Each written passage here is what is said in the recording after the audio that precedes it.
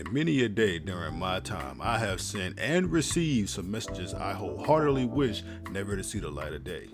Unfortunately for our friend here today, my wish was not his reality. Ladies and gentlemen, I present to you not only a thread of unrequited love, but a plot twist the likes of Game of Thrones has never seen.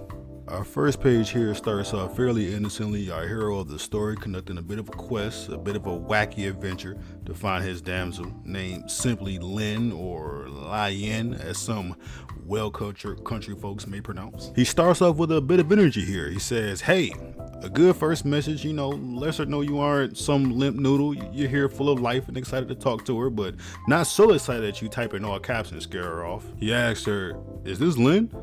To which the reply is equally as excited as his was. She establishes that indeed it is her. She follows up by asking for his name, and things are off to the races, off to a good start. We're gonna see what's going on here. After a small amount of chat, our triumphant hero asks her if her boyfriend is still around. And that, quite honestly, ladies and gentlemen, threw me for a bit of a curveball. It's an odd and brave choice to immediately play your hand so soon, but our brave hero fears no awkward conversation. She affirms that she is indeed single, and our hero makes what could potentially be yet another goof and asks, what did he do?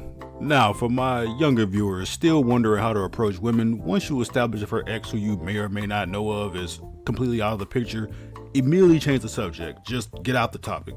Nothing says date me like let's talk about the guy you used to sleep with so I could sleep with you. Come on. As expected, she immediately touched down on the topic of her ex, and things look grim for our guy, but immediately a ray of light shines down upon us. He goes into another Hail Mary pass and transitions from tell me about your boyfriend to forget him and come over to my house. A move with about a 0.01 chance of working, but somehow our hero forgot to mention his name was really Kobe Michael Jordan Brown and sinks the shot all net. She agrees and even asks the city he's in. He lets her know the city he's in and even like a true gentleman offers to come to her particular city.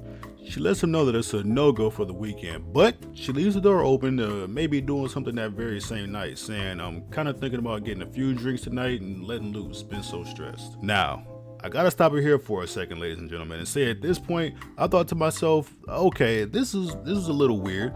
These two clearly know each other, but apparently not well enough for them to have had a real consistent communication up to this point. In my estimation, they barely know each other. So either she is so unconcerned about her own safety that she is willing to hang out with some guy she barely knows from across town or across state or across country or across world, or this guy's walking into a trap. Either way, guys, let's think with the big brain upstairs, fellas, and not the little one, please. Thank you, okay? Now, to fast forward just a little bit, these two lovely lovebirds end up setting up a time and a place to meet and presumably get married and have kids on a honeymoon with just how fast and recklessly they seem to be moving. They decide to meet at a bar or something on her side of town. Our hero, ever the gentleman, decides to take the long drive. It all seems to be going well, but if you remember back at the very, very beginning, I told you there is a huge plot twist, and boy is it a swift kick in the pants, a terrible turnaround, and maybe even a little bit of a switcheroo if you fancy it. Our two are getting ready to meet when things take a turn for the sexy, as our hero mentions just how excited he is to see her, and she returns the favor saying, just wait until you do. Definitely worthy of getting the blood pumping, but the real spice is just around the corner when she mentions she's about to shower for the evening's events. Ever the opportunist, our unnamed Maverick sees this bit of information and decides to test his luck yet again and asks for the holy grail of sexting, the dreaded shower pick. Now, I can't blame him for this at all, not only because shower picks happen to also be my personal favorite, but as all the men out there can attest to, this guy's luck has been astronomical so far, so hey, why not? Why not go all in and ask? And she sends it!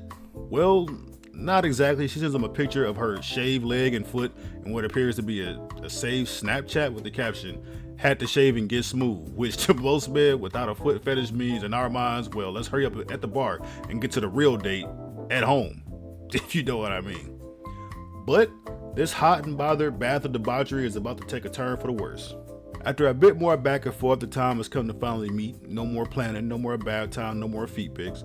Our hero asks the age-old question, you here yet? And I'll admit, when I read this message, I thought the boogeyman got him. She ghosted. But no, not even the likes of Doctor Strange or Batman could have known what was coming next. He says simply, you here yet? And what we get in response is the image of a man pooping on the toilet and a Snapchat caption that reads, No, John, I'm pooping. I have no words. I have absolutely no words and so many questions. Who is this guy? Where did he come from? Why does he seem so confused about pooping? The man, our new villain in the story, immediately follows up that troll job with another masterpiece in the art and sends another pit caption, "Look how smooth part of my leg is though." And reading this was the exact moment I spit water all over my keyboard, RIP keyboard. I know it doesn't fit the story, but in WWE like fashion, right here in my mind, this guy actually became the hero. Our hero, old hero, of course, bewildered, he's flabbergasted, absolutely godsmacked. He wants to know exactly who this is, by God. He asks, is this her boyfriend? Which, by the way, is an extremely valid question considering these very, very strange circumstances. The new challenger mentions how he doesn't have a girl and that he must have been given the wrong number, which makes his decision to troll all the more confusing and hilarious. He also seems very proud of his newly shaven leg, half-shaven leg, to be exact, asking if he did a good job, and I must say it's as much of a thing of beauty as it is his troll job. Another thing I should point out is this guy's facial expressions, almost looking like he's genuinely as confused about this exchange as we are. They are literally priceless. I have them on the screen. Please take a look. Now, as you might expect, this sends our hero on the downward spiral of rage and revenge we've seen so many others fall to.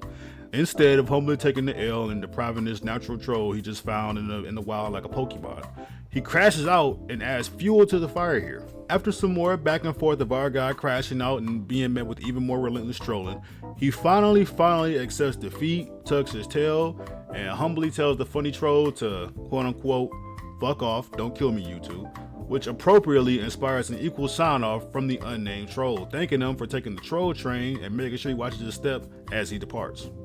This ends our story for today, ladies and gentlemen. A short but wild ride on the troll train. I have been your host this evening. Watch the videos on the channel. I appreciate it. And remember, lock your doors. I'm outside.